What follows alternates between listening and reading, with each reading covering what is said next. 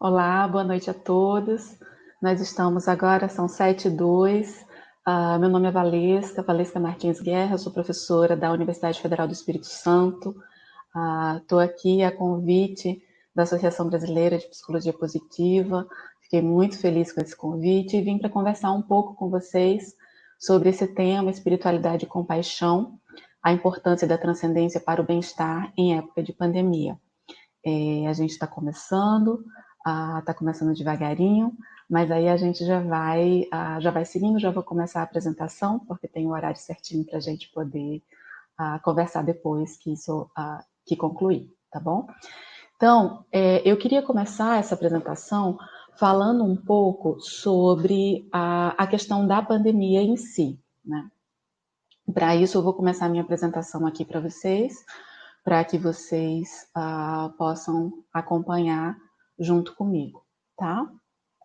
Deixa eu colocar ela aqui. Bom, espero que vocês estejam vendo por aí. Depois eu posso mandar esse material para o pessoal do evento e eles podem disponibilizar isso para vocês, ok? Então, esse trabalho, esse webinar, né, que foi um convite da Associação Brasileira de Psicologia Positiva, tem como tema principal a espiritualidade e a compaixão, a importância da transcendência para o bem-estar em época de pandemia, tá? E eu queria começar falando, com relação a isso, sobre como é esse momento que a gente está, né? Como é um momento que é único nas nossas vidas. Nós estamos todos juntos em uma mesma tempestade, né? Que se iniciou aí, aqui no Brasil, pelo menos, né? Assim, a ter uma movimentação maior a partir de março, essa pandemia, mas apesar de nós estarmos numa mesma tempestade, nós estamos cada um em barcos muito diferentes, né? Em cada barco estão as adversidades próprias, as questões próprias que são enfrentadas por cada um de nós, sejam elas internas ou externas, sejam elas pessoais ou sejam elas estruturais de contexto. Nesse momento específico de enfrentamento da pandemia de Covid-19, que continua ocorrendo, né, que continua demandando muito da nossa atenção, do nosso cuidado, não apenas com nós mesmos, mas com as outras pessoas também que estão à nossa volta, alguns pontos são muito importantes para a gente discutir a questão do bem-estar durante e após a pandemia. Tá? Nós sabemos que uma pandemia de transtornos mentais já se iniciou como consequência da pandemia de Covid-19. É muito importante que a gente continue buscando juntos, enquanto sociedade, enquanto coletivo, achatar a curva de contaminações e de mortes, né? Porque essa fase ainda não passou, apesar de muitos terem a sensação de que sim, que pode vir de um excesso de viés de otimismo, misturado talvez com uma crença no mundo justo, de que aquilo não vai acontecer com elas, né, ou com ninguém próximo a elas. Agora, no entanto, além desse momento específico, nós temos uma nova responsabilidade coletiva. E essa nova responsabilidade coletiva é a de achatar a curva dos transtornos psicológicos que vieram em decorrência de todas essas mudanças, de toda essa vivência que tem acontecido, né, durante a pandemia. E aí, o mundo, com isso, né, o mundo se tornou um grande laboratório científico, não apenas de epidemiologia, infectologia, biologia, medicina, né, mas também um laboratório para essa ciência da resiliência e do bem-estar, que é tão importante nesse momento para nos ajudar a achatar essa segunda curva que veio em decorrência da pandemia. Existe uma diversidade muito grande de assuntos, né, que podem contribuir para essa discussão, e obviamente que nós não temos tempo e nem conhecimento suficiente para abordar todos eles, né, nesse momento, mas eu quis trazer aqui alguns pontos específicos para que a gente converse, que eu acredito que podem contribuir para esse processo, tá? A primeira coisa que eu gostaria de começar a enfatizar com vocês e que na verdade não dá para enfatizar o suficiente, é que a pandemia ela veio escancarar, né, ela veio deixar muito óbvias realmente práticas e estruturas de desigualdade que nós já conhecemos há muito tempo, né? Essas práticas e essas estruturas são causadoras de grande sofrimento para uma grande parcela da população, e isso ficou extremamente óbvio nesse momento da pandemia. Ela colocou uma luz muito forte em cima de tudo isso, e isso veio mostrar para a gente uma série de dificuldades que a gente precisa lidar nesse momento, né? Ela veio também mostrar como é importante que essa desigualdade, que é estrutural, seja combatida por uma luta, por um movimento coletivo, né? Em busca de respeito, em busca de humanização e de uma vida digna para todas e todos, né? Para todas as pessoas. Essa luta, ela começa, e é importante também a gente colocar aqui, o quanto essa luta começa a partir de comportamentos que são individuais, né?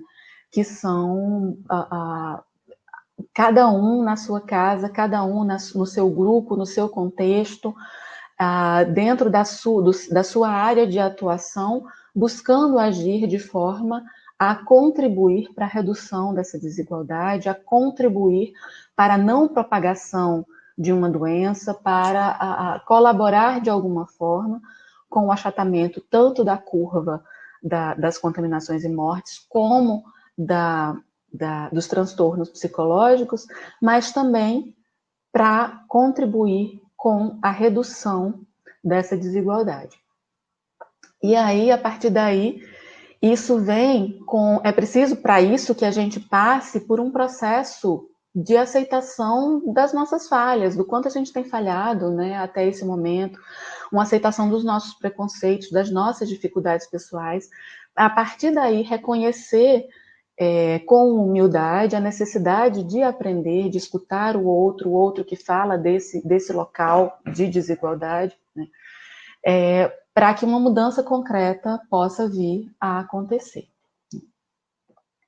A segunda coisa que é importante da gente lembrar nesse momento, e que a pandemia também tornou impossível ignorar, é que o sofrimento ele é parte da vida.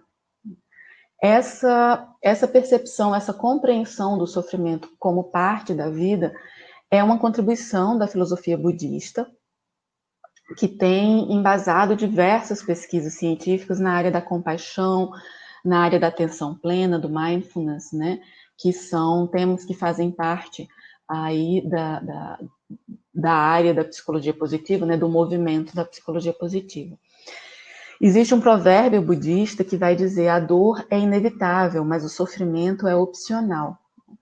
Embasada aí nessa filosofia, nessa forma de pensamento, a pesquisadora Christine Neff, que é uma pesquisadora da área da compaixão e da autocompaixão, né, num livro dela sobre autocompaixão, ela vai dizer que o sofrimento ele é igual à dor, mas a não aceitação dessa dor.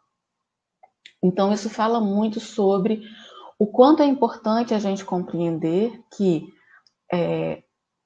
todas as pessoas passam por adversidade na vida. Esse viés de otimismo de que não vai acontecer nada, ou talvez uma crença no mundo justo, né, de que não vai acontecer nada comigo, porque eu sou assim, porque eu tenho tais e tais características, porque eu me comporto dessa forma, ele é, na verdade, um viés cognitivo que pode atrapalhar bastante, e que com a vivência de um sofrimento real, né, de uma dor real na vida, pode nos levar à não aceitação dessa dor e aumentar exponencialmente esse sofrimento que é vivenciado. Então, é muito importante a gente lembrar que a aceitação é um processo fundamental nesse momento. Aceitar que existe, sim, uma pandemia acontecendo, aceitar que, nesse momento em que não temos uma cura, não temos uma vacina para para lidar com essa doença são os nossos comportamentos individuais e os comportamentos comunitários, os comportamentos coletivos, guiados aí a partir das nossas figuras de autoridade, né? Que vão contribuir para a não propagação dessa doença. Se existem comportamentos coletivos que vão contribuir para isso, para a redução desse sofrimento, eu preciso começar isso com esse processo de aceitação. E aí, é preciso lembrar, quando a gente fala de aceitação, que não dá para confundir aceitação com resignação. São coisas diferentes, né? A dor, ela é real, ela precisa ser vivida. A nossa saúde mental, na verdade, ela depende também dessas vivências que vão nos apontar coisas que precisam mudar, que vão direcionar a nossa atenção para aquilo que está desequilibrado na nossa vida de alguma forma. Mas é a partir do momento em que eu aceito que essa dor é real, que eu aceito que ela está acontecendo comigo, que eu tenho condições de fazer algo para lidar com ela, para mudar algo que precise ser modificado, né?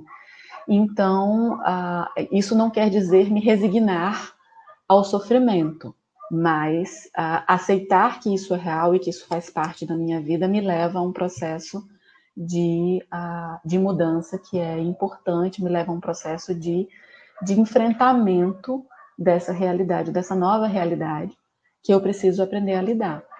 Então, quando a gente pensa, por exemplo, na proposta do Viktor Frankl, né, que ele dizia que a aceitação da finitude da nossa vida não faz a gente morrer antes. Na verdade, é a partir dessa aceitação que a vida passa a ter um sentido. E a partir daí, a partir dessas adversidades, que a gente pode começar a desenvolver os nossos processos de resiliência. Ainda falando um pouco sobre essa questão do Viktor Frankl, o Frankl tinha uma proposta muito interessante que passou a ser retomada e voltou a ser mais estudada de um tempo para cá. E Viktor Frankl foi um dos autores, né, um dos grandes pesquisadores e teóricos que passou a ser cada vez mais retomado agora em época de pandemia por conta dessa nossa necessidade de compreender o sentido disso tudo que estava acontecendo, né, que está ainda acontecendo conosco, enquanto pessoas e enquanto coletivo. E aí um dos grandes estudiosos do Viktor Frankl no mundo, Paul Wong, que é um pesquisador que atua no Canadá, ele diz que a gente precisa de coragem, de otimismo para aceitar que essa infelicidade está acontecendo nesse momento, abraçar a existência disso que ele chama dos absurdos da vida, né? E que essas coisas são bases fundamentais para a criação de um futuro melhor, não apenas para nós mesmos, para nossas crianças, mas para todas as pessoas, enquanto coletivo. A ideia principal desse autor, né, do Paul Wong, baseada aí na proposta do Frankl, é que todas as pessoas têm um potencial muito grande para a resiliência e para a felicidade. Nossos genes, nosso cérebro evoluíram e são organizados de forma a que nós possamos não só sobreviver àquilo que está acontecendo com a gente, mas a florescer durante e após uma pandemia, durante e após desastres naturais e guerras, né? Existe essa possibilidade de crescimento pós-traumático, né? E o que é isso que ele está chamando de os absurdos da vida, né? O que são os absurdos da vida? E aí ele fala isso numa publicação recente, agora de 2020, já na época de pandemia, foi por conta da pandemia que ele lançou essa publicação, e ele vai citar vários exemplos da própria pandemia, né, desses absurdos da vida que nós temos que aceitar, aceitar que estão acontecendo. E ele vai citar, por exemplo, pessoas lotando as praias em plena pandemia, festas e baladas lotadas, acontecendo nas mais variadas cidades do mundo inteiro, como se nada tivesse acontecendo. Em alguns lugares tem festas de contaminação, assim, vamos entrar para ver quem contamina quem. Pessoas brigando pelo direito, pela liberdade individual de não usar máscaras. Governo liberando o funcionamento de buffet de festa infantil. E aqui, o Paul Wong ele vai sugerir a abordagem do Frankl, né, para lidar com esses absurdos da vida, que é o uso do humor. Ele acha que é muito importante que a gente ria dessas situações absurdas que nós, seres humanos, criamos e reforçamos nesse mundo que a gente está vivendo hoje. Ri do fato de que adultos brigaram no supermercado por papel higiênico na pandemia. Ri do fato de que o governo inaugurou uma vitrine de roupas na pandemia, né? E assim, por que rir disso tudo, né? Por que ele faz essa proposta para a gente da importância do riso e do humor nesse momento? Primeiro, porque é importante que a gente mantenha um certo nível de disposição, mesmo diante das adversidades da vida, né? Segundo, porque o humor é uma força de caráter, né, que vai contribuir para a virtude de transcendência. O humor, ele contribui para ampliar nossa percepção sobre nós mesmos, nossa percepção sobre o mundo, e ele vai contribuir para isso baseado numa sabedoria de que nada é perfeito. E a gente precisa, primeiro, passar por esse processo de aceitação da imperfeição nossa, das pessoas à nossa volta e desse mundo. Além disso, ele também, o humor, né, também contribui para apontar como tudo isso que está acontecendo é realmente absurdo, né? Isso vai ajudar a tornar óbvias algumas relações e algumas estruturas que podem, para a maioria das pessoas, passar despercebidas, né? São comportamentos de humanos adultos tão absurdos numa situação como essa de uma emergência sanitária que só dá para rir mesmo, gente. Assim, não tem muito mais o que fazer além disso nesse momento, né? E aí, essa necessidade de rir e apontar esse absurdo faz com que outras pessoas percebam, a partir do momento em que você usa isso, que você transcenda, né, esse absurdo que está acontecendo do comportamento das pessoas, que você passe por esse processo de transcendência, que isso te leve a um processo de transcendência, e que a partir daí a gente possa começar a mudar, tá? Mas o ponto principal aqui é falar sobre a transcendência, né? Esse efeito da transcendência, e é sobre transcender essas circunstâncias da vida que a gente vai conversar um pouquinho hoje, tá? A literatura, ela vai falar sobre algumas formas diferentes de se alcançar a transcendência, né? Quando a gente concebe a virtude de transcendência usando a teoria, né, das forças de caráter e virtude do Peterson, do Christopher Peterson, e do Martin Seligman, a transcendência, ela vai dizer respeito àquilo que está além do conhecimento humano, né?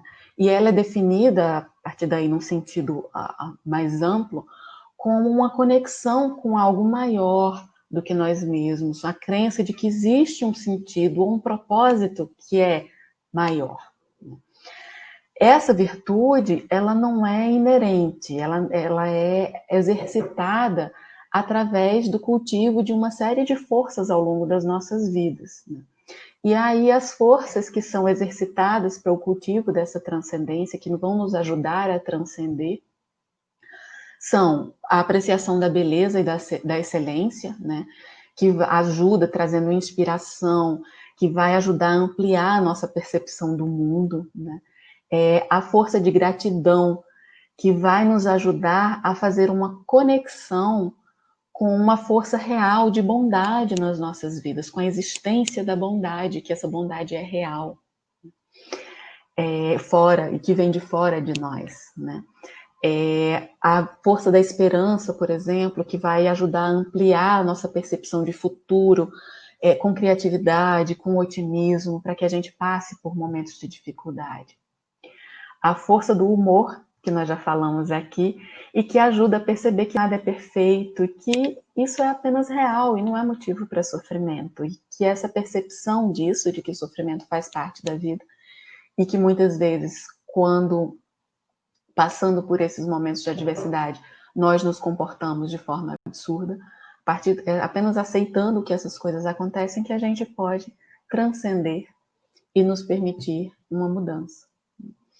E a espiritualidade, que vai nos ajudar a conectar com algo que é maior do que nós mesmos, que pode ser uma concepção de divino, uma concepção de sagrado, pode ser a natureza, a lei natural das coisas, pode ser com o processo humano de evolução, pode ser com uma causa, né? E isso vai ajudar a atribuir sentido para as nossas vidas, né? Aqui eu já falei um pouquinho sobre essa força de humor, dando essa sugestão do Viktor Frankl, né, sobre a importância de rir, né? E existem várias meditações, inclusive, que contribuem para isso, né? Que pedem que você medite sorrindo ou rindo de alguma coisa, tentando manter esse nível de disposição e de transcendência nesse momento. Então, eu vou focar apesar de já ter falado um pouco sobre essa questão do humor para lidar com os absurdos da vida, que eu acho muito importante, eu vou focar a minha conversa hoje aqui com vocês em dois pontos principais, na força de espiritualidade,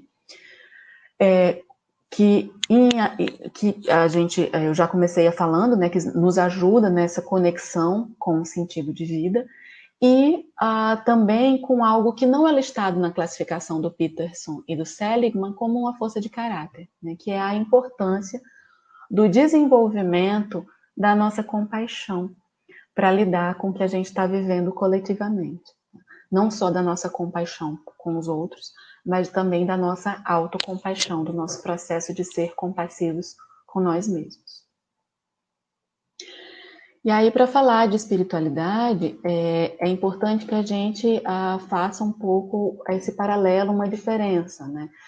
Embora muitas vezes a transcendência seja considerada como um sinônimo de espiritualidade, como, né, nós vimos com as forças de caráter, aquilo que é transcendente não precisa, na verdade, ser sagrado e nem divino, pode ser algo que inspira esperança, que inspira gratidão, que faz com que as nossas preocupações cotidianas sejam insignificantes, que elas pareçam insignificantes, e isso nos ajuda a lidar com a dor do dia a dia. Apesar de ter sido muito utilizada durante muito tempo, né, a espiritualidade como sinônimo de religiosidade, as concepções que existem acerca da espiritualidade, elas vão apontar para um conceito que é bem mais abrangente e que pode envolver a busca por uma percepção do mundo como algo sagrado, como algo divino, né? A busca por um sentido na vida, e esse sentido pode ser tanto o sentido diário, o sentido das coisas que nos acontecem no dia a dia, como o sentido da vida como um todo, né? E a transcendência ou o desenvolvimento desse nosso potencial de autoatualização, né, de chegar ao melhor que nós podemos ser enquanto seres humanos. A religiosidade, aí, só para a gente diferenciar, ela é mais associada a uma instituição de práticas religiosas formais, né? E ela pode estar associada à espiritualidade. A espiritualidade, sim, pensando por esse aspecto, a vivência de uma religião é apenas uma das formas possíveis de busca por esse sagrado, por esse transcendente. E aí a gente consegue pensar sobre isso, pensando que é como se existissem várias portas diferentes, né? E essas portas todas, cada uma delas leva ao mesmo lugar, que é a experiência de transcendência. Quem escolhe a porta é você. Essa escolha é uma escolha individual, é aquela que vai casar com seus valores, com aquilo que você acredita. E essa porta não precisa ser por vias de religião ou de religiosidade. Ela pode ser por via de uma causa que é importante para você e para os seus valores, tá? Mas é você quem escolhe. E aí, o Wong, ele vai definir a espiritualidade como sendo a capacidade humana de autotranscendência, né? Onde o nosso self, essa nossa concepção de nós mesmos, está interconectado de alguma forma com algo maior do que nós mesmos, e que vai nos ajudar, vai contribuir e nos motivar para buscar um maior nível de conexão, um maior nível de sentido, vai nos ajudar a buscar um sentido para a nossa vida, né, para as coisas que ocorrem no nosso dia a dia, vai nos direcionar a um propósito e vai nos ajudar a contribuir de alguma forma para a nossa comunidade. O Erickson vai definir a autotranscendência como uma experiência de ver a nós mesmos, de ver ao nosso mundo de forma não limitada pelos limites do nosso próprio ego, né, dessa nossa mente, do nosso self. E aí, essa autotranscendência, ela envolve um senso elevado de sentido, de conexão com os outros, com o mundo, com as coisas que acontecem à nossa volta. E, para isso, é necessário uma abertura que é causada por esse processo de autotranscendência, né, que a espiritualidade contribui bastante, de ampliação e de conexão, né, e que ocorre, está associada com o desaparecimento momentâneo de um apego a esse nosso ego, a essa nossa percepção de nós mesmos como sendo algo rígido, estruturado e fixo, né, estável. E isso vai gerar uma conexão com as coisas, com o mundo à nossa volta. Essa conexão com o mundo à nossa volta vai ampliar a nossa forma de conceber, de pensar sobre esse mundo e de sentir também. Então, ele vai gerar uma abertura cognitiva e emocional, né, de contato, de conexão com isso que está acontecendo à nossa volta. E isso vai depender muito também da nossa habilidade individual de estar presente, de estar consciente, engajado com o momento presente, com esse momento real.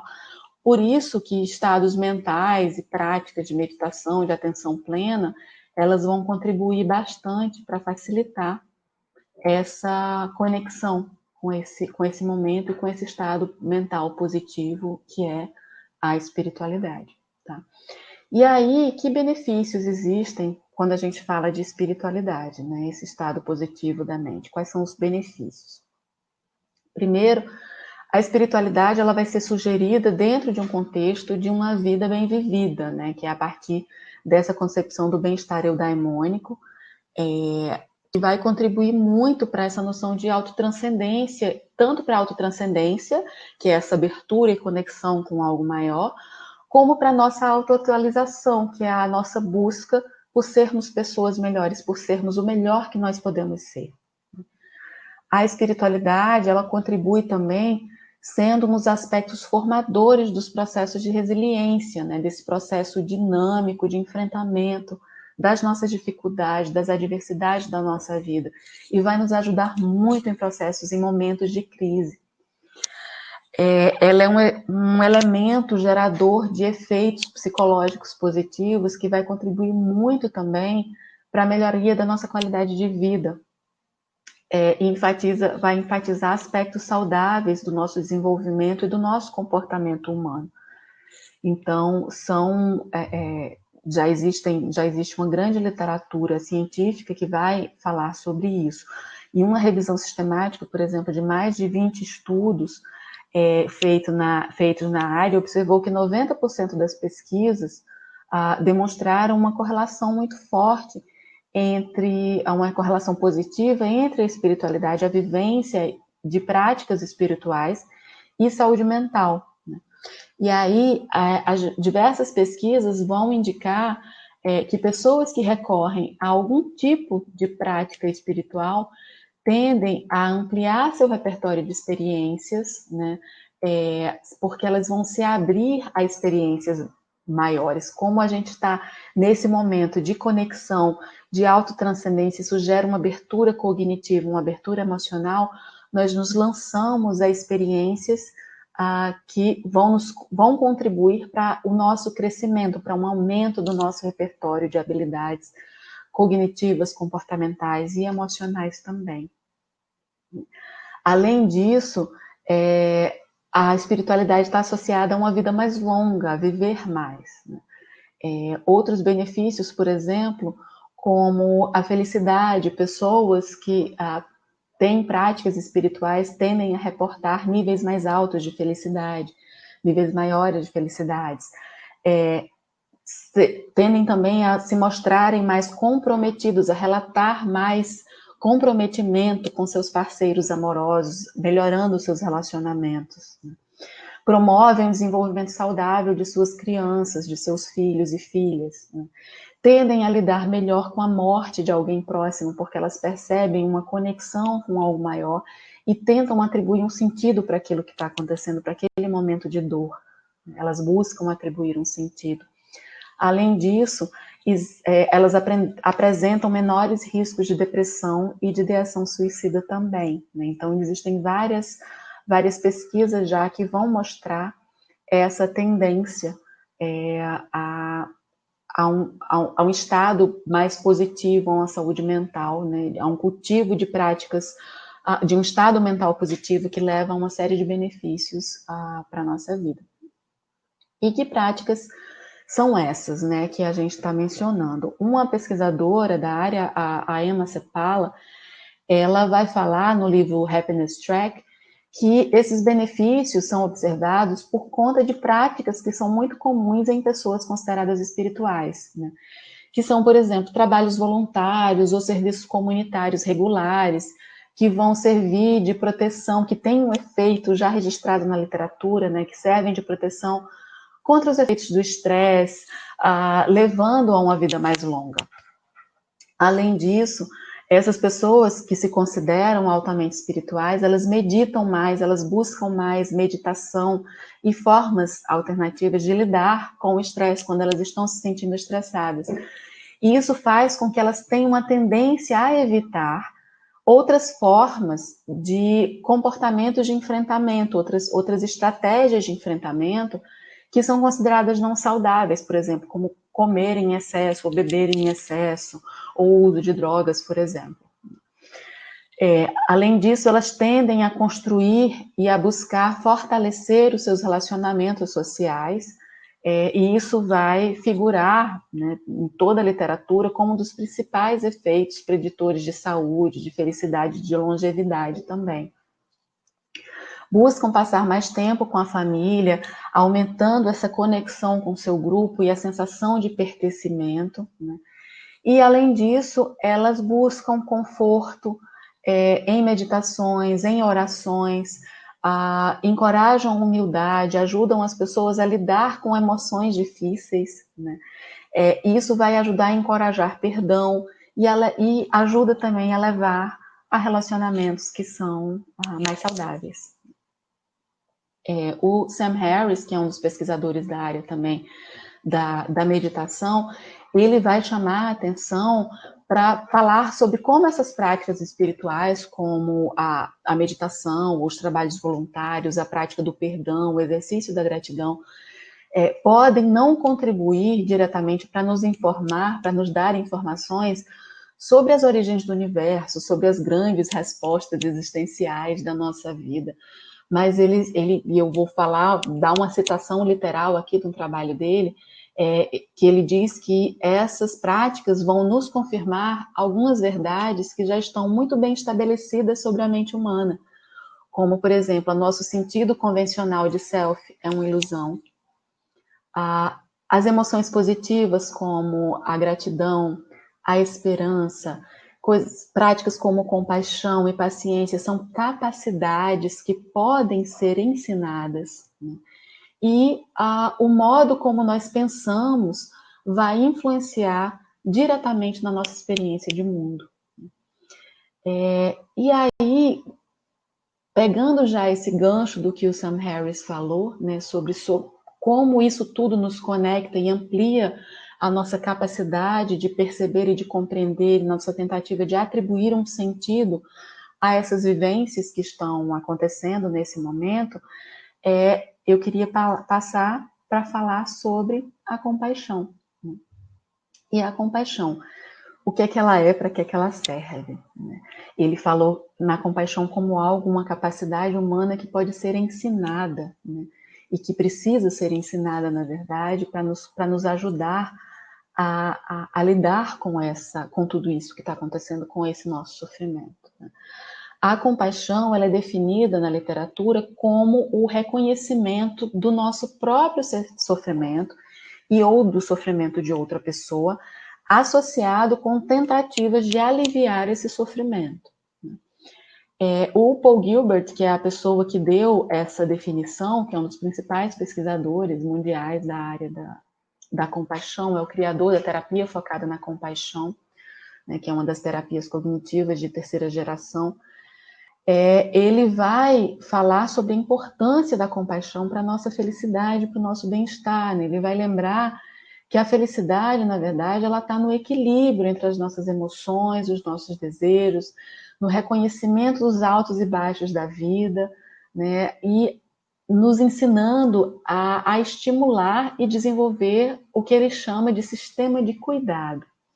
Esse sistema de cuidado é um dos nossos sistemas de regulação emocional que se desenvolveu no nosso processo evolutivo e ele é ativado por bondade e por afeto. Ele contribui equilibrando os sistemas de busca de recursos que pode ter uma tendência nesse nosso mundo caótico, capitalista, né, em que existe uma necessidade muito grande sempre, e que fala sempre sobre uma quantidade grande de recursos, que você tem sempre que ter muitos recursos. E o outro sistema de regulação, que é o sistema de ameaça e defesa, que nos coloca sempre em estado permanente de alerta, né? O sistema de cuidado vai nos ajudar a equilibrar esses outros dois sistemas. E para isso é necessário bondade, e para isso é necessário afeto, né? Então, ele vai falar de duas coisas que são essenciais para nos ajudar a lidar com o estresse no nosso dia a dia. E aí a compaixão tem esses elementos ou qualidades que vão nos ajudar nesse processo, né? O primeiro deles é a nossa motivação, e a forma da gente começar a lidar com as nossas dificuldades de forma compassiva é com a nossa motivação, que é cuidar do bem-estar, seja nosso ou de outras pessoas.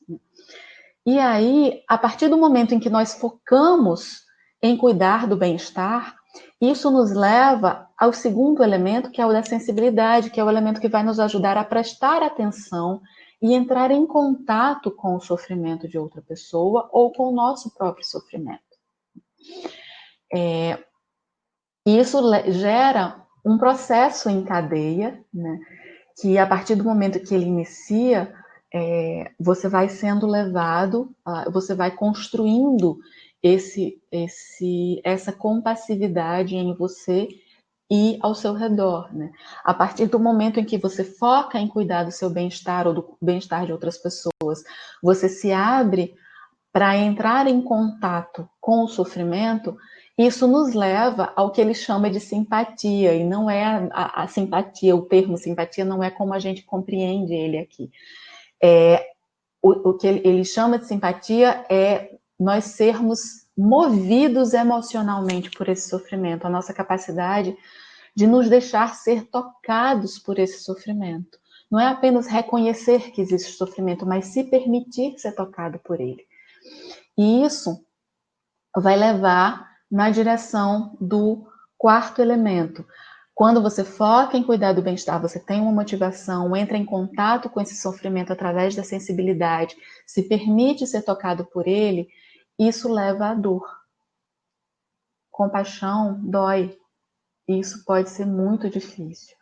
Ela dói, ela aborrece, ela perturba.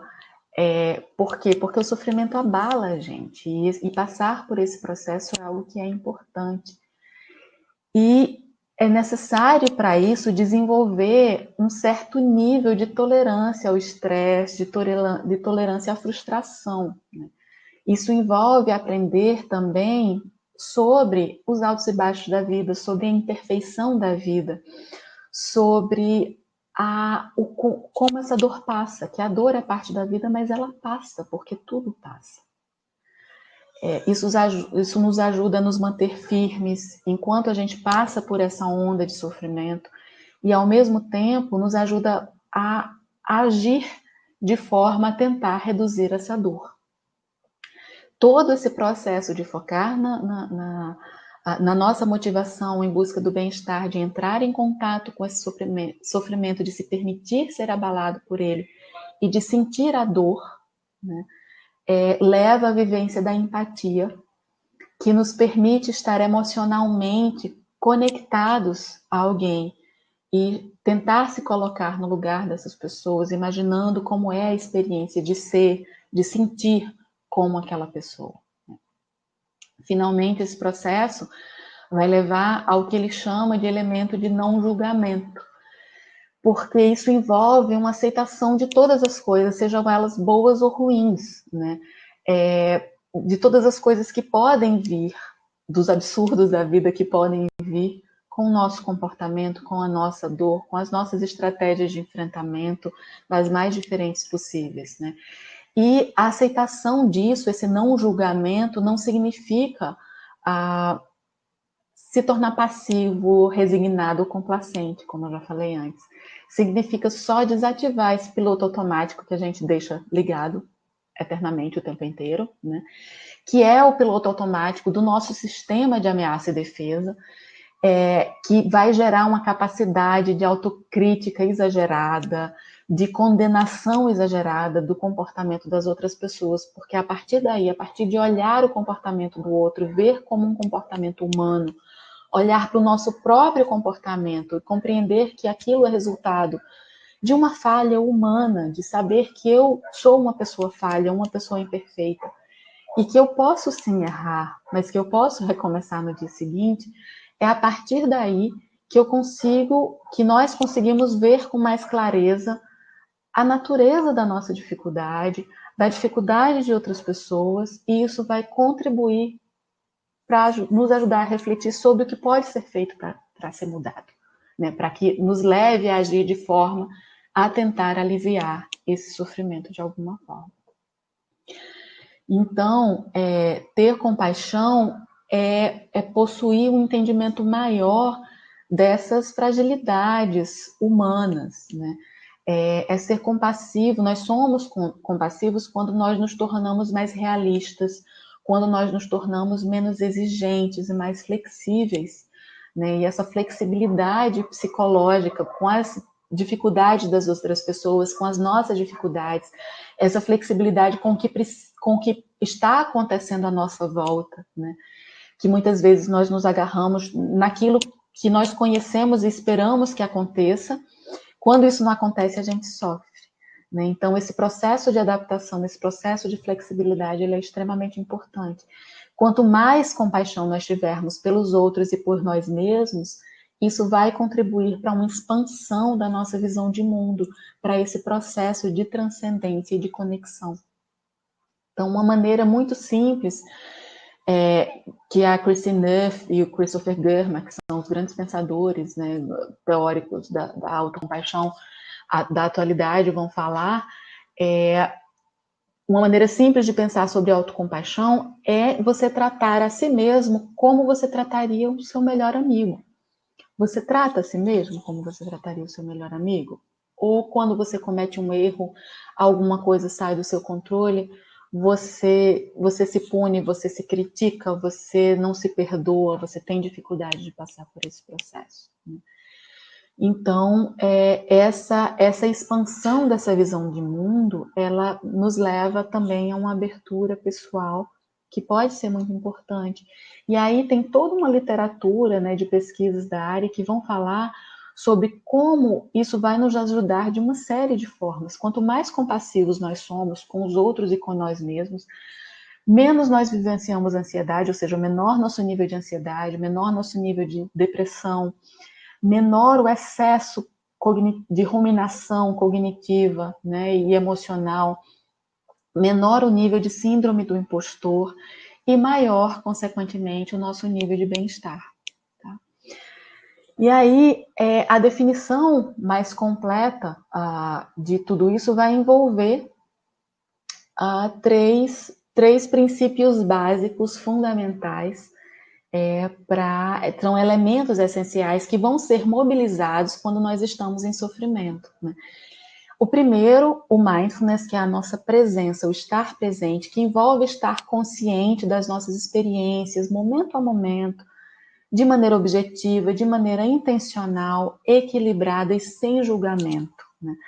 Para eles, para Kristin Neff, por exemplo, a prática da atenção plena é o primeiro passo a ser dado para a autocompaixão, para um processo de autocompaixão, Então é necessário que você esteja presente, conectado com você mesmo naquele momento, para que você se abra a essa possibilidade. O segundo passo é a prática da autobondade ou de uma gentileza, né, direcionada a você e ao próximo. Quando nós cometemos um erro ou falhamos, é muito mais fácil para a gente, muito mais provável, na verdade, que a gente tenha a tendência a agir com recriminação, com autocrítica, muito mais do que com acolhimento à nossa dificuldade. Então, agir com bondade e gentileza com nós mesmos, direcionado a nós mesmos e a outras pessoas, quebra essa tendência de autocrítica exagerada e oferece uma aceitação incondicional, né? Se eu me aceito, mesmo quando eu faço algo errado, eu me aceito quando eu não sou uma pessoa boa, porque nem sempre eu sou. Se eu me aceito quando eu preciso de ajuda, porque todo mundo precisa de ajuda.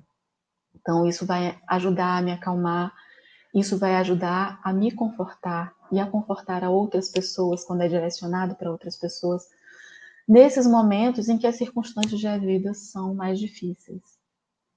E aí nos leva ao terceiro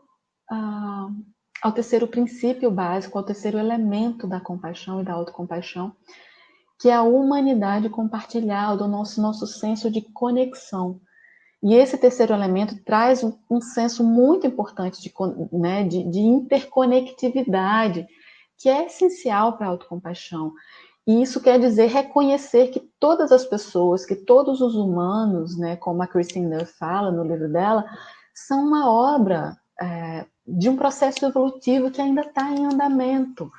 E esse processo tem falhas, e nós somos uma obra ainda em falha, com falhas, né? Que todos nós falhamos, que todos nós cometemos erros, todos nós somos humanos, experimentamos dificuldade na vida. Então, aceitar essa humanidade compartilhada, né, num contexto de compaixão, vai nos levar a aceitar um fato inevitável de que a vida envolve sofrimento para todas as pessoas, sem exceção, né? Apesar dos nossos vieses de otimismo. Vai nos ajudar a aliviar esse viés excessivo de otimismo, vai nos ajudar a aceitar que nós podemos sim cometer erros e ter dificuldades, mas que a gente também pode levantar e continuar no dia seguinte e tentar de novo. E faz com que esse momento de sofrimento se transforme num momento de conexão para todos nós, né? Com nós mesmos, se conectar com nós mesmos, que é um processo profundamente espiritual de se conectar com seus valores, de saber o que é importante para você, para que você possa agir no mundo na direção das causas que são importantes para você, de acordo com seus valores, e também no momento de conexão com os outros, com todos os seres que habitam este planeta, nesse processo de cultivo dessa interconectividade, né, como eles chamam. Então, para encerrar essa nossa fala, cultivar eles vão sugerir que é importante cultivar um estado de presença, né, que é cultivada por essa atenção plena, esse estado de presença gentil, sem julgamento, amorosa, com autobondade e conectada, né, nessa humanidade compartilhada em todos nós. E a partir do momento que há esse cultivo desse estado, isso pode mudar profundamente a nossa relação com nós mesmos e com o mundo à nossa volta, né? Se nós agirmos com compaixão, com abertura para esse sofrimento, isso vai nos permitir atuar na direção da redução desse sofrimento como coletividade, nos importando com o bem-estar da pessoa que está ao seu lado, né? Mesmo que seja uma pessoa desconhecida. Reconhecendo as desigualdades, aceitando a nossa responsabilidade, a responsabilidade que nós temos enquanto coletivo na manutenção e na quebra dessas desigualdades, né? E no sofrimento decorrente delas, e que é possível sim agir enquanto grupo para reduzir o sofrimento nesse momento. Então, o estudo da espiritualidade, da compaixão e, consequentemente, da transcendência, que é o efeito, né, dessas práticas, humanas e diárias, pode nos levar a compreender que sim, que é possível sim, para os seres humanos, para nós, enquanto pessoas, sairmos dessa pandemia mais fortes e melhores, se nós nos unirmos e agirmos em prol desse coletivo, né? Em prol dessa conexão com amor, com cuidado, com bondade, na aceitação da imperfeição nossa e do outro, nos mantendo nesse estado de interconectividade, tá? Era isso que eu queria falar com vocês hoje. Vou passar depois, aqui está o meu contato, vou passar depois esse material para o pessoal do evento, tá? Para que eles possam disponibilizar para vocês. E agora eu vou parar de compartilhar essa apresentação para que a gente possa conversar, se alguém quiser conversar no chat, tá? Eu estou à disposição, tá? Para quem estiver aí e quiser conversar. Meu pai não vale, Francisco Guerra, você não vale. Meu pai está assistindo, gente, como pode isso? Então, se alguém quiser conversar, eu estou aqui à disposição, tá bom?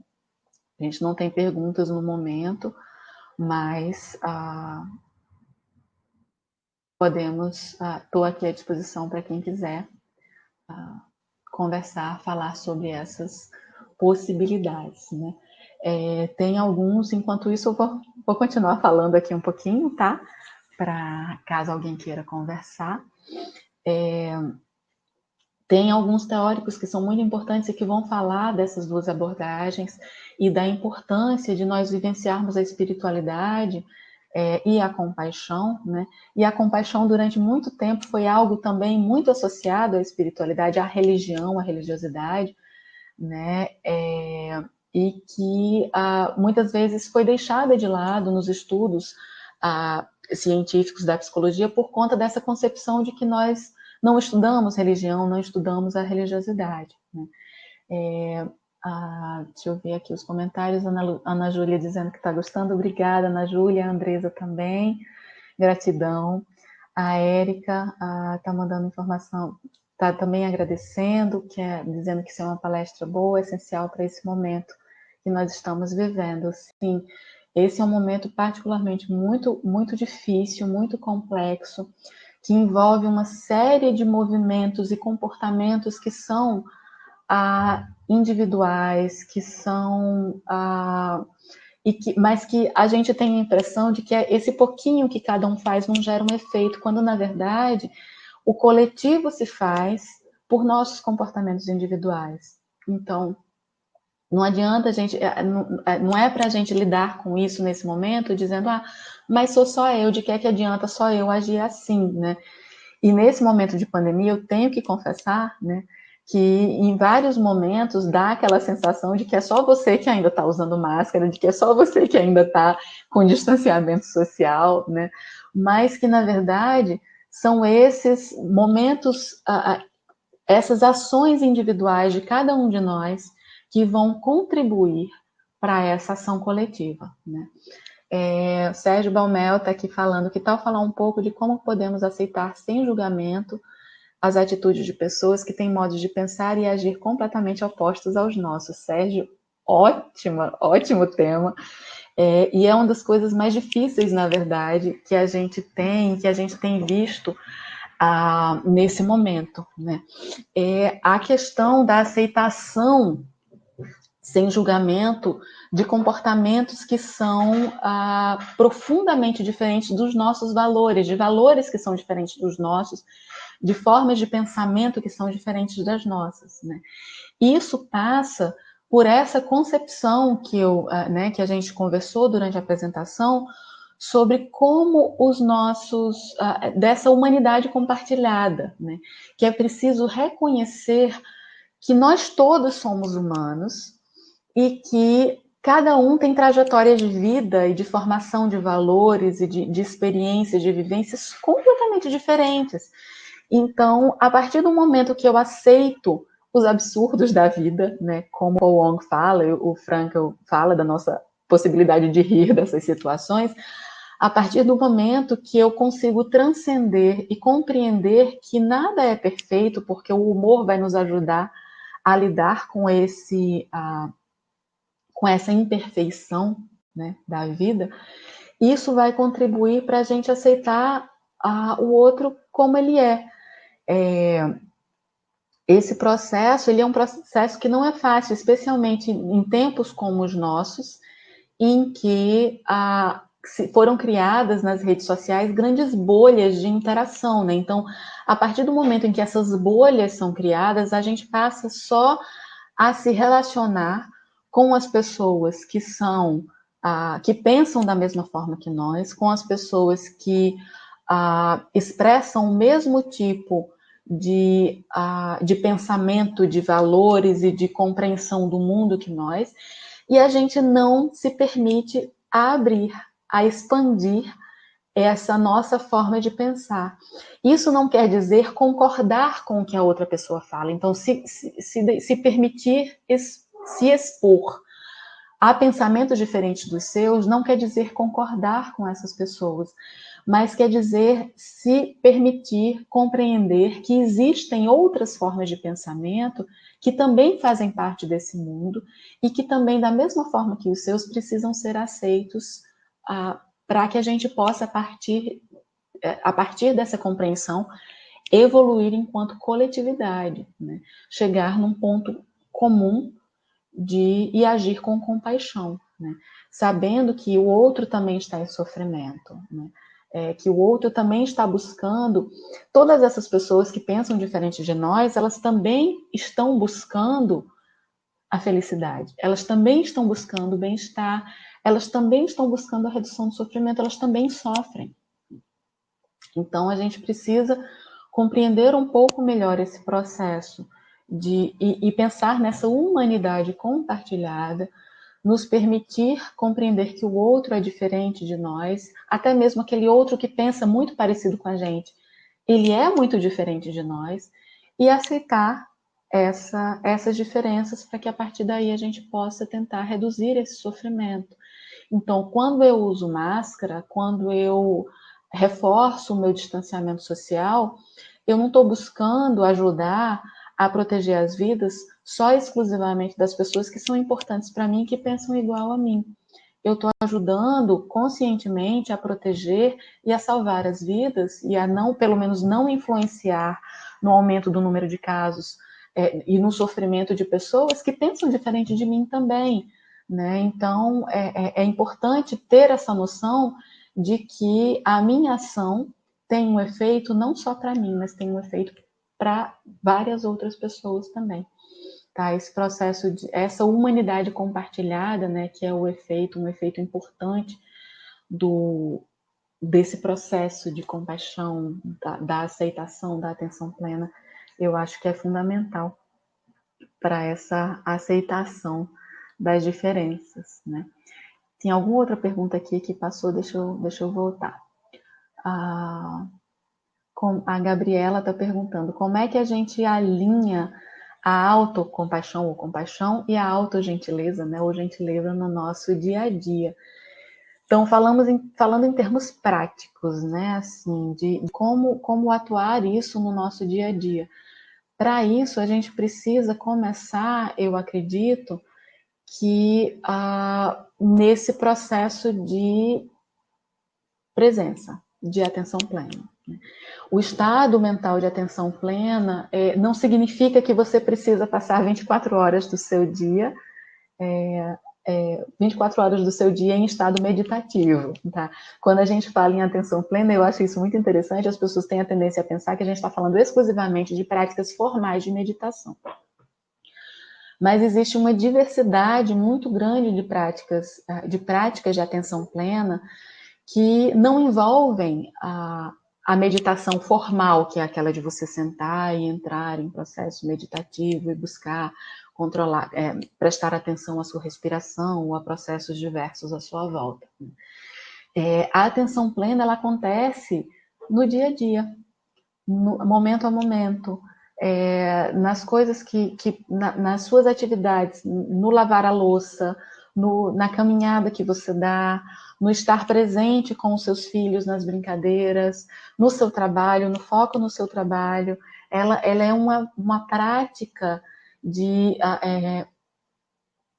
você buscar domar a tendência da sua mente de sempre sair, de sempre desviar essa atenção, e essa é uma tendência absolutamente natural, porque a mente faz isso, né? De se desviar, de ficar se desviando daquilo que a gente está fazendo, nós não conseguimos prestar atenção durante muito tempo, né, em alguma coisa, mas nós temos sim a tendência de domar nós temos o potencial para domar essa tendência. E aí é praticar isso. Quando você está com seu parceiro, com sua parceira, esteja com seu parceiro e sua parceira, esteja ali presente, escute a outra pessoa, pelo tempo que for necessário, pelo tempo que for suficiente para você estar ali, compreender o quanto vocês se alinham sobre comportamentos. A escuta, ela é compassiva, né? A gente também pensa muito sobre o ajudar o outro, né, a compaixão com o outro, como sendo tipo de comportamentos específicos, quando na verdade o atuar de forma compassiva pode ser simplesmente escutar alguém, não falar nada, dar um ombro, oferecer um ombro e dizer: tô aqui, né? Tô aqui para o que você precisar, né? Deixar que a outra pessoa fale, não precisa de conselho. Se ela pedir conselho, tudo bem, você dá, mas se ela não pedir, só esteja presente. Isso já é um ato de compaixão, uma tentativa de reduzir esse sofrimento. Porque quando nós estamos juntos, né, essa relação, esse relacionamento, essa rede de apoio social, ela é extremamente importante para a redução do nosso sofrimento, né, para contribuir para o nosso processo de resiliência. Então, agir com compaixão pode ser simplesmente, quando é direcionado para outras pessoas, estar presente. Pode ser uma amiga sua que acabou de ter filho e está com filho em casa, em plena pandemia, está com dificuldade e tal, e você, vou te ajudar, amiga, não precisa nem fazer nada, você não está podendo visitar por conta do isolamento social, ou está podendo visitar por questões específicas daquela família, chega lá e lava a louça daquela pessoa, tá? Não chegue na casa da pessoa e espere ser servido, né? Vai para contribuir, vai para ajudar a reduzir aquele sofrimento, né? Ajuda a cuidar da criança para que a mãe possa dormir, compra um jantar, um lanche e leva, ou vai com um jantar e entrega. Eu lembro disso, que um casal muito querido na época que a gente teve filho, veio visitar, e vocês estão vendo pelos meus dinossauros aqui, né, que tem criança pequena na casa, e um casal muito querido chegou aqui e trouxe um jantar completo, com sobremesa e tudo. Eles chegaram e disseram: não, a gente veio visitar vocês, mas a gente veio também para ajudar. E montaram a mesa e a gente jantou, e aquilo foi maravilhoso. Dá uma sensação de ser cuidado, sabe? De você ter a quem recorrer no momento de necessidade, né? E isso é muito importante. Então, isso, quando é direcionado para o outro, direcionado para você mesmo, é muito importante você pensar em pedir ajuda. Como a gente tem dificuldade de pedir ajuda, como a gente se critica muito, a gente acha que a gente tem que dar conta de tudo o tempo inteiro. E eu estou falando de experiência própria, tá? Eu sou muito assim, né? Então, é importante passar por esse processo de dizer: gente, preciso de ajuda, não estou dando conta, preciso de ajuda para fazer tal coisa. Ou aprender a dizer não pode ser um exercício de autocompaixão, né? Ser gentil com você mesmo pode ser aquele momento de você parar, de dizer: agora, depois de passar o dia inteiro trabalhando, eu preciso de 5 minutos que seja, de um banho mais demorado, eu preciso de ouvir uma música que me acalma, eu preciso de sentar com os meus filhos e brincar, e não pensar nisso, não pensar em nada disso. Eu preciso de um carinho, eu preciso de uma comida gostosa, eu preciso fazer uma comida para mim. Pode ser simplesmente sentar e fazer crochê e se dar esse momento de autocuidado, de cuidar de você, e te dar um momento para foco, para direcionar o teu pensamento para algo de atenção plena, né? Um estado mental de atenção plena, enquanto você faz uma atividade manual ali, de bordado, de crochê, de alguma coisa que contribui enquanto hobby para você ficar bem, né? Então, esse alinhamento, ele vai depender muito das suas práticas individuais e do quanto você se permite errar, do quanto você se permite pedir ajuda a outras pessoas, ou se você continua querendo manter esse eu dou conta de tudo, essa noção de que tem que dar conta de tudo, que você tem que fazer tudo e você não pode pedir as coisas dos outros porque você não quer importunar as outras pessoas, né? A sua rede de apoio está aí para isso. Existem pessoas que gostam de você e que cuidam de você à sua volta e que muitas vezes elas não te dão ajuda simplesmente porque você não pede. Então, se você não pede, elas não têm como saber que você está precisando de ajuda, né? Então, a gente precisa se acostumar a estender a mão e a pedir também, né? Não só estender para ajudar os outros, mas estender para pedir ajuda, né? Também, tá? A Luciana está falando, muitas vezes ouvir sem julgar, sem dar uma solução, é muito difícil no dia a dia, muito difícil. Nós temos a tendência a ouvir já procurando uma solução para o problema da outra pessoa, né? Na verdade, quando na verdade não necessariamente a outra pessoa pediu uma solução, ela só está querendo desabafar, ela está querendo, né, um momento dela ali de compartilhar isso, né? De compartilhar, de trocar sobre essa situação, né? O Sérgio está dizendo, amar é fácil, precisamos aprender a compreender. Então, isso envolve esse cultivo, né? Eu acho essa colocação da Kristen Neff muito, muito interessante e muito apropriada, né, para esse momento específico que a gente está vivendo, que é a importância de cultivar um estado de presença. Então, onde você está, onde você estiver, o que você esteja fazendo, esteja ali, esteja presente. Então, cultivar esse estado de presença amorosa e conectada, né? Essa presença com atenção plena, com quem quer que você esteja, mesmo que seja só com você mesmo, esteja conectado com você mesmo, amorosa, com autocuidado, com autobondade e conectada nessa concepção, nessa compreensão, na verdade, de um fato real da vida, porque isso é um fato, isso não é um pensamento filosófico, que nós somos interconectados filosoficamente. Isto é uma realidade da nossa vida, do nosso processo evolutivo. Se essa interconectividade não existisse, vocês acham que a gente estava tendo uma pandemia mundial? Gente, não estava. Essa interconectividade, ela nos mostra como o comportamento de uma pessoa lá do outro lado do mundo afetou a nossa vida aqui, diária. Nós estamos conectados, isso é um fato, não é uma elaboração filosófica, né? Mas essa interconectividade, a gente precisa se lembrar dela também em outro sentido, não só no sentido que nós todos somos conectados enquanto pessoas passando por esse processo de evolução, enquanto resultado de um processo evolutivo ainda em construção, né? Porque esse processo evolutivo nunca acaba, né? Ele continua acontecendo. Mas também que a compreensão de que todos nós somos seres humanos com falhas, com defeitos, com a necessidade de cuidado, que nós precisamos alimentar esse sistema de cuidado que fala sobre, que é ativado com bondade, com afeto, né? E que é esse sistema da bondade e do afeto que vai nos ajudar a equilibrar os nossos outros sistemas emocionais, né? O sistema de ameaça e defesa, por exemplo, que deixa a gente permanentemente em estado de alerta, né? Apreensivos, ansiosos, com medo e reagindo e explodindo, ou em processo de ruminação o tempo inteiro, congelando, ou nos isolando das outras pessoas, né? Porque a gente está se defendendo o tempo inteiro, porque a gente se sente ameaçado o tempo inteiro.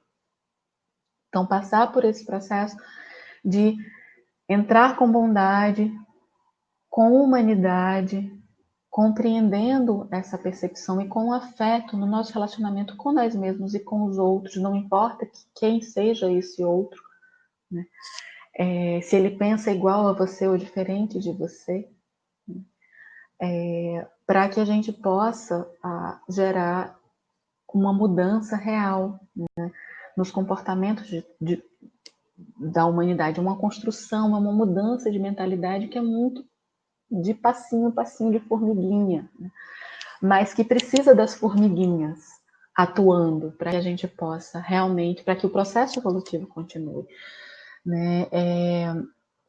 Então, a ideia, na verdade, é que o processo evolutivo ele acontece, ele se desenrola, né, e evolui e se adapta, né, e quem sobrevive e quem floresce não é o mais forte do processo evolutivo, é quem se adapta melhor, é o mais de boas, né?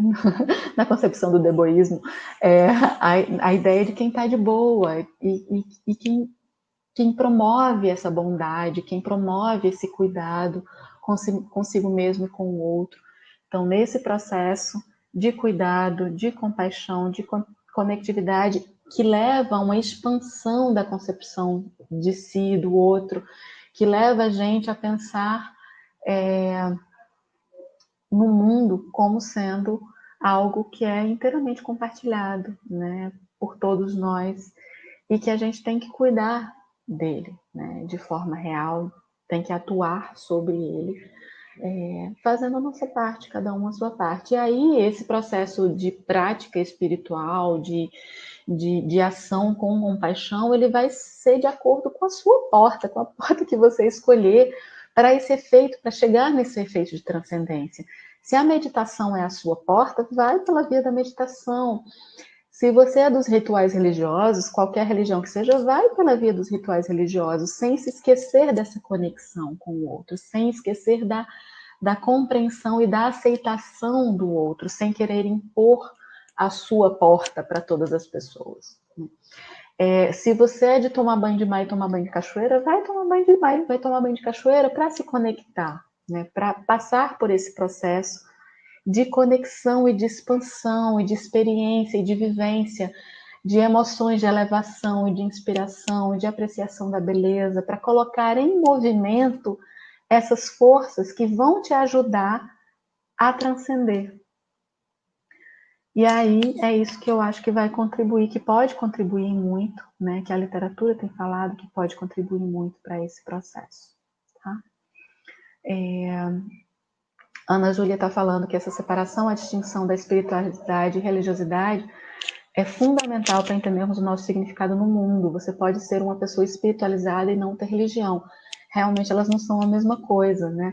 E eu sempre uso o exemplo de uma grande amiga, que para mim é uma pessoa profundamente espiritual, e ela é ateia, e ela é a vegana, porque ela acredita na atuação no mundo a partir dos próprios comportamentos em prol de uma causa que ela acredita que é a causa da defesa animal e do meio ambiente.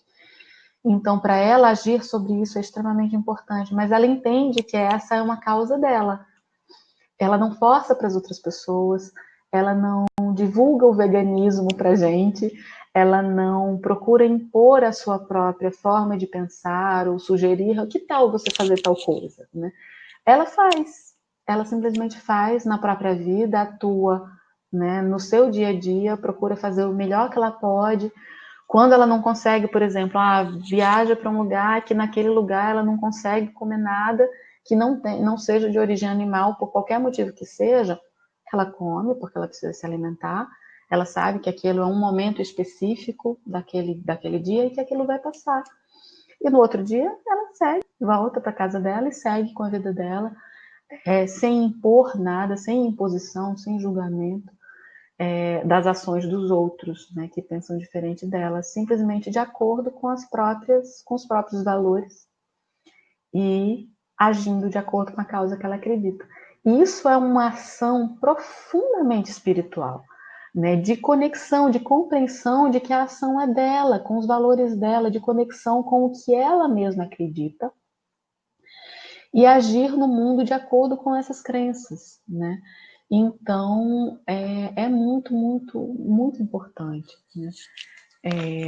A Célia está dizendo, essa conexão plena durante as atividades parece ser mais difícil com a facilidade do acesso às mídias sociais. Um grande desafio ensinar isso para os jovens, especialmente. Com certeza, Célia. Especialmente por conta da quantidade de estímulos que nós criamos e que nós estamos acostumados a lidar todos os dias, né?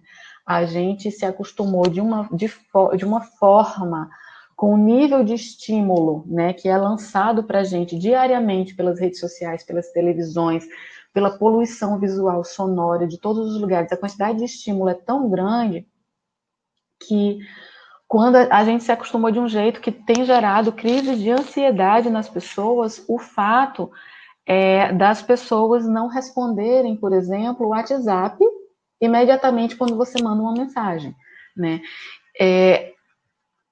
É preciso parar um pouco e lembrar que os outros, primeiro, são outras pessoas, elas não estão ali o tempo inteiro para responder a todas as suas necessidades naquele momento, naquele momento exato em que elas acontecem,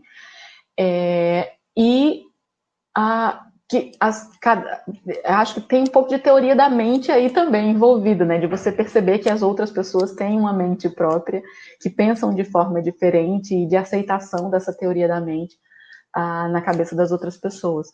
Mas demanda também, eu acho que um cultivo de momentos não conectados que a gente tem tido dificuldade de ter, né? Especialmente agora na pandemia, em que está todo mundo conectado o tempo inteiro, porque as aulas têm sido online, porque para falar com a família tem sido pela internet. Então, assim, a quantidade de conexão, jogos, né, dos jovens, das crianças, usam muito jogos eletrônicos, jogos pela internet, então eles estão conectados o tempo inteiro. E aí, esse excesso de conectividade faz com que muitas vezes a gente não se permita um momento de pausa, né? De tirar, de sair para um lugar que não tem internet, de sair para um lugar sem celular, né? De se permitir estar presente ali, lidando com o outro e com você mesmo, né? Essa é uma das coisas que eu lembro muito que foi discutida no começo da pandemia, da dificuldade das pessoas de estarem em contato com elas mesmas por 24 horas. No nosso dia a dia, tão corrido, com tantas coisas a fazer, com tantos afazeres, logo no começo, em que as coisas ainda estavam meio incertas sobre como ia funcionar, né, o trabalho e tudo, eu vi muitos relatos de pessoas dizendo isso, mas eu não consigo não fazer, né? Eu preciso fazer alguma coisa. Então, ela não consegue estar sozinha com os próprios pensamentos, ela não consegue estar sozinha convivendo com o outro. Por isso, tantos divórcios aconteceram, tantos divórcios e separações nesse processo durante a pandemia, tantas coisas começaram a acontecer nessa nossa dificuldade de lidar com a gente mesmo, porque de repente a gente foi tirado daquela nossa rotina do dia a dia e colocado num mundo, né, num ambiente fechado, com medo, com ansiedade, por causa de algo que a gente não vê, que está acontecendo lá fora e que a gente não sabe como lidar. E que a gente tem que lidar com essa ansiedade, com essa insegurança, com essa falta de controle diariamente, o tempo inteiro, e com muita dificuldade. Então, isso gerou uma série de dificuldades das pessoas lidarem com elas mesmas durante esse tempo. E aí, esses momentos desconectados, né, desse excesso de estímulo das mídias sociais, do excesso de comparação, do excesso de ruminação que o nosso sistema de ameaça e defesa leva a gente a criar por conta dessa comparação que nós fazemos com os outros o tempo inteiro, esse afastamento, esses momentos de desconexão, eles podem contribuir muito para a gente aprender a ficar bem, sozinhos, com nós mesmos, a gente compreender quais são os nossos valores, o que é que eu realmente acredito, né? Que causa é essa que eu me engajaria? Né? O que é importante para mim? O que é que eu defino para mim como sendo espiritualidade? Como é que eu consigo ajudar uma pessoa, né?